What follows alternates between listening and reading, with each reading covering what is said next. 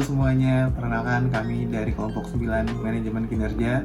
Kami akan menunjukkan video hasil kerja proyek UTS kami dari kelompok kami yang beranggotakan saya sendiri Dimas Pradopo dengan NIM belakang dengan NIM 19808 141 161 dan selanjutnya teman saya Perkenalkan, saya Randy Putra Pradana Susilo, NIM 19808110101. Saya Ivana Ilmalia Guntari, NIM 33.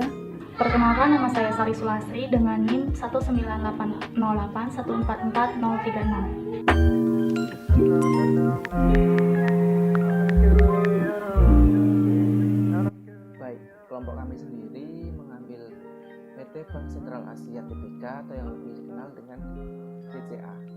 BCA sendiri bergerak pada sektor perbankan yang berdiri pada tanggal 21 Februari 1957. PT BCA menjadi PT atau perbankan terbesar swasta di Indonesia.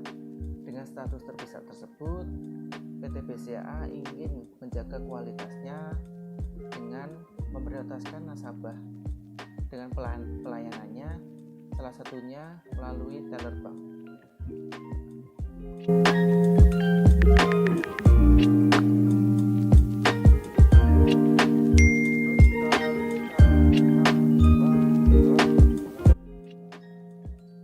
Teller sendiri juga mempunyai target kinerja jangka panjang maupun jangka pendek.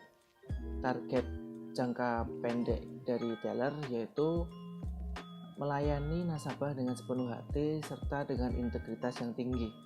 Dengan pelayanan tersebut, maka nasabah akan merasa seperti dihargai dan akan loyal kepada BCA itu sendiri, yang akan berdampak pada BCA menjadi semakin lebih baik. Untuk jangka panjangnya, BCA akan memfasilitasi teller dengan suatu mesin yang bernama Start Teller. Start Teller tersebut akan mempermudah teller-teller BCA untuk melayani nasabah-nasabah dengan cepat dan efektif. Dengan pelayanan yang semakin cepat dan efektif serta efisien, maka akan menambah loyalitas dari nasabah tersebut, dan dari Bank BCA sendiri akan memperoleh suatu hal positif dari pelayanan serta loyalitas dari nasabah tersebut.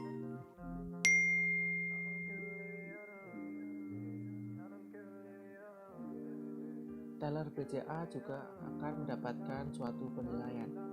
Penilaian teller BCA didapat dari keramahan teller tersebut melayani nasabah, integritasnya dalam melayani nasabah, serta kesabaran dan informasi yang jelas yang disampaikan untuk nasabah.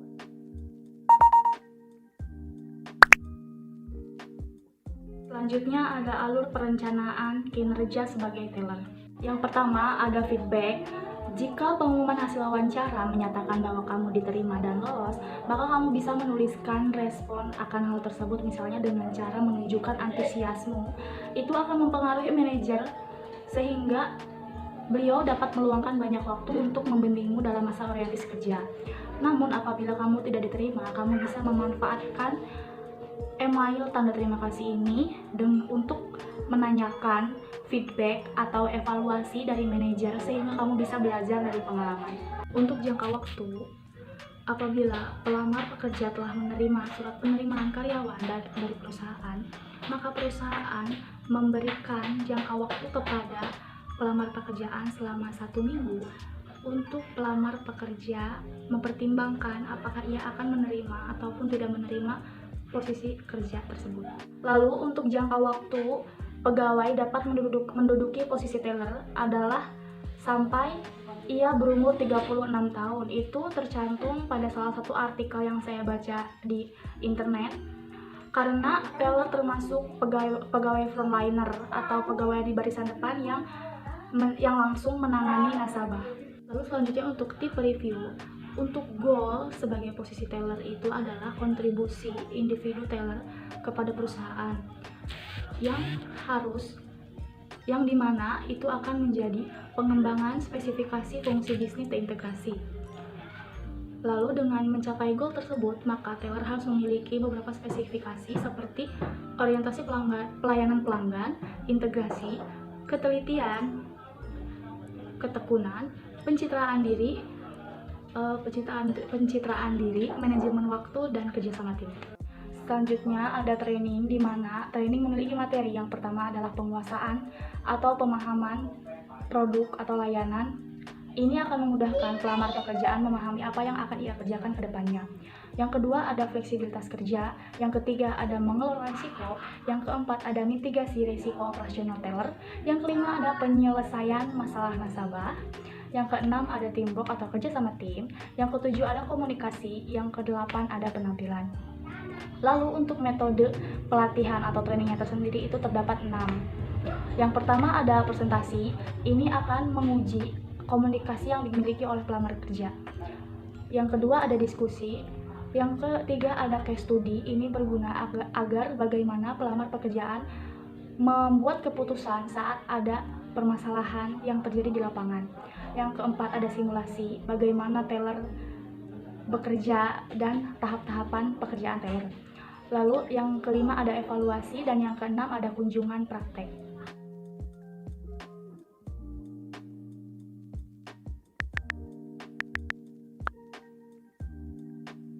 Bahasan selanjutnya yaitu faktor internal dan eksternal yang mempengaruhi kinerja karyawan. Nah, yang pertama itu ada faktor internal pegawai, yang kedua ada faktor internal organisasi, dan yang ketiga faktor eksternal. Faktor pertama yang akan kita bahas yaitu faktor internal pegawai, yang mana faktor yang mempengaruhi itu berasal dari dalam diri karyawan yang bersangkutan. Nah, yang pertama itu ada kompetensi, pengetahuan, kemudian ada juga pengalaman kerja dari karyawan tersebut, apakah sudah mendukung dia untuk melakukan pekerjaan atau belum.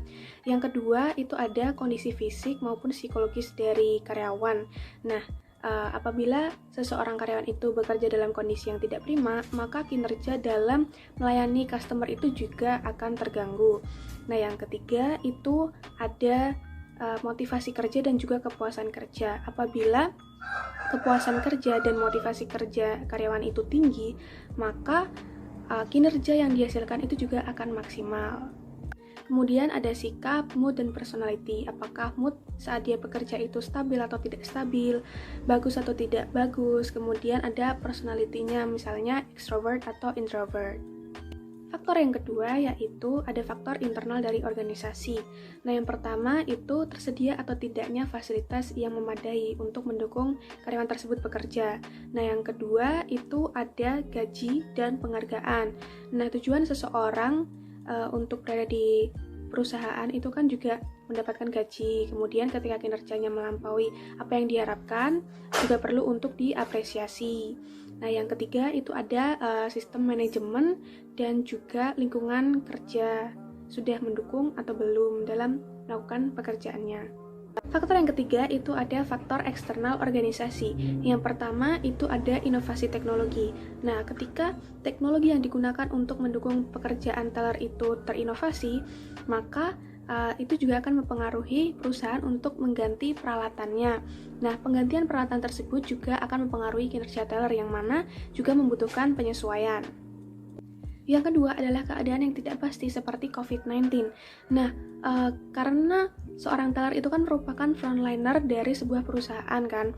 Nah, jadi ketika mereka itu bertemu dengan banyak orang untuk memberikan pelayanan, mereka harus menggunakan alat perlindungan seperti masker, sarung tangan, dan lain sebagainya, yang mana juga mempengaruhi dia dalam bekerja. Misalkan menjadi lebih pengap karena memakai masker. Kemudian cara bicaranya juga harus lebih jelas agar tidak timbul kesalahpahaman. Poin berikutnya itu strategi peningkatan kinerja karyawan atau teller pada Bank BCA. Bank BCA memiliki 5 strategi untuk meningkatkan kinerja karyawannya, khususnya teller. Yang pertama yaitu meningkatkan kedisiplinan. Karena sebaik apapun kemampuan seorang karyawan, tanpa diimbangi dengan disiplin yang baik, maka akan merugikan perusahaan. Ada 2 hal yang dapat meningkatkan kinerja karyawan, yaitu menciptakan ruangan kerja yang kondusif, dan yang kedua, melakukan atau memberikan reward dan punishment. Strategi yang kedua yaitu melakukan pelatihan. Ada 8 pelatihan yang dilakukan Bank BCA. Yang pertama yaitu pelatihan pelayanan prima. Yang kedua, pelatihan penampilan seperti standar penampilan, sikap tubuh, dan juga bahasa. Lalu yang ketiga yaitu pelatihan produk kerja. Yang keempat, pelatihan penguasaan produk bank seperti tabungan, giro, deposito, dan lain-lainnya. Yang kelima, pelatihan fleksibel kerja. Yang keenam, pelatihan hubungan yang nasabah. Dan yang terakhir yaitu pelatihan komunikasi yang baik. Strategi yang ketiga yaitu jenjang karir. Sistem jenjang karir yang baik akan memicu timbulnya kepuasan kerja, di mana kepuasan kerja tersebut akan mendorong karyawan untuk terus berkinerja dengan baik. Strategi yang keempat yaitu pemberian tunjangan kepada karyawan. Pemberian tunjangan sangat memberikan pengaruh motivasi pada karyawan untuk meningkatkan kinerjanya demi peningkatan perusahaan. Hal ini menunjukkan bahwa karyawan yang telah termotivasi dengan diberikannya tunjangan akan memiliki kinerja yang lebih meningkat. Poin terakhir, strategi terakhir yaitu menjaga hubungan baik. Ada 2 cara agar hubungan antara karyawan selalu baik, yaitu saling menghargai dan menghormati antara karyawan dan juga bawahan dan atasan. Lalu kedua, komunikasi yang baik untuk seluruh karyawan. Sekian dari saya, terima kasih.